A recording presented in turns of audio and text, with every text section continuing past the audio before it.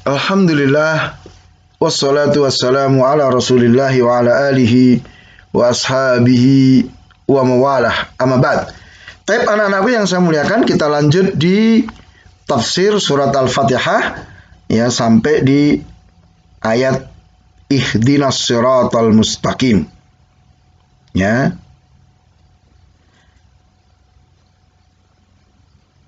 Tunjukilah kami jalan yang lurus. Ihdina. Tunjukilah kami. Jadi berikan kepada kami keterangan, berikan kepada kami ilmu. Kemudian juga makna petunjuk adalah taufik. Yaitu berilah kami taufik.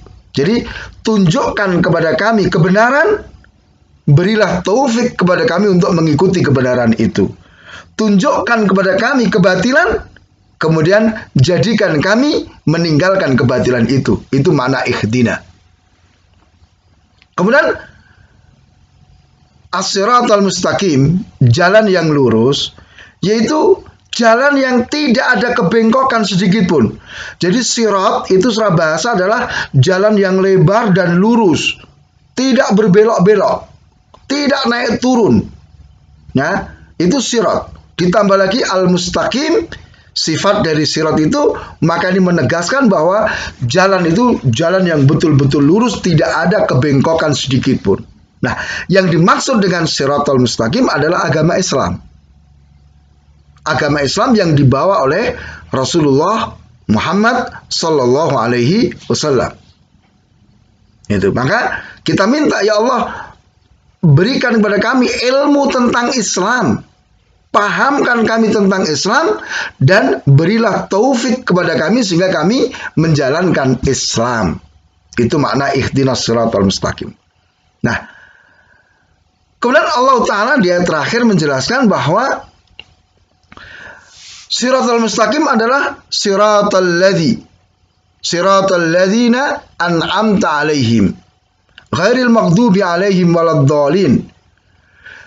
Jadi jalan yang lurus adalah siratal ladzina an'amta alaihim, jalan orang-orang yang engkau berikan nikmat kepada mereka, orang-orang yang engkau beri tadi petunjuk, ilmu dan pengamalan tadi, yaitu jalannya para nabi, para siddiqun, ya, orang-orang yang benar, ya, kemudian syuhada, orang-orang yang mati syahid, dan as-salihin, yaitu orang-orang soleh.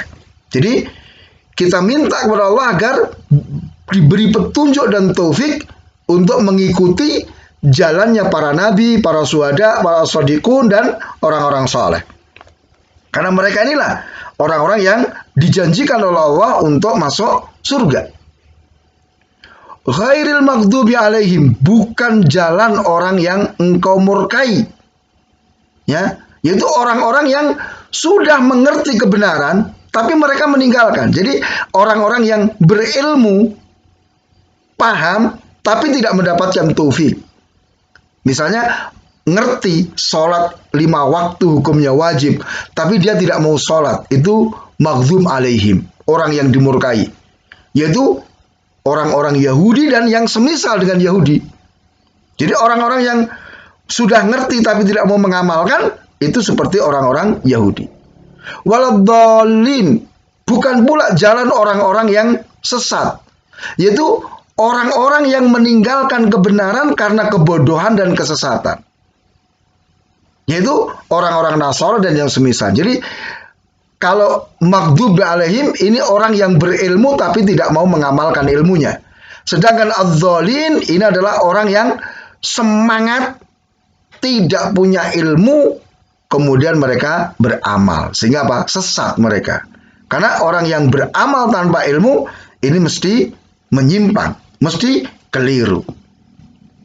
Maka kita minta jalan orang-orang yang diberi nikmat oleh Allah Ta'ala, yaitu orang-orang yang mendapatkan ilmu dan mengamalkan ilmunya. Kemudian di dalam sholat, setelah kita membaca Al-Fatihah, di situ apa? Ada kalimat amin, yang artinya ya Allah kabulkanlah. Kita punya permintaan kan? Kita punya permintaan kepada Allah Ta'ala, Pak. Ihdinas siratal mustaqim. siratal ladzina an'amta 'alaihim ghairil maghdubi 'alaihim waladdallin. Ini permintaan kita, maka kita minta kepada Allah untuk mengabulkan permintaan kita. Tapi ingat ya, kalimat amin ini bukan bagian dari surat Al-Fatihah. Sehingga bacaan amin hanya diucapkan di dalam sholat saja. Jadi kalau di luar sholat kita baca Al-Fatihah, ya tidak perlu membaca apa? Amin. Nah, jadi ini anak-anakku yang saya muliakan, sekilas tentang tafsir makna dari surat Al-Fatihah secara ringkas. Sehingga diharapkan anak-anakku ketika kita sholat, ya, entah kita mendengar bacaan imam atau kita baca sendiri, itu kita ngerti makna-maknanya. Jadi ketika kita mengatakan Alhamdulillahirabbil alamin, kita ingat bahwa Allah itu pemilik pujian yang sempurna. Semua pujian milik Allah. Kenapa? Allah itu sempurna nama dan sifatnya. Allah itu sudah banyak memberikan nikmat sehingga pantas kita untuk memuji Allah Ta'ala. Dan kita ingat Ar-Rahmanir Rahim, rahmat Allah itu sangat luar biasa, ya kan? Sehingga diharapkan nanti selesai dari Al-Fatihah itu kita paham maknanya. Dan ketika kita ngerti maknanya, insya Allah sholat kita lebih khusyuk.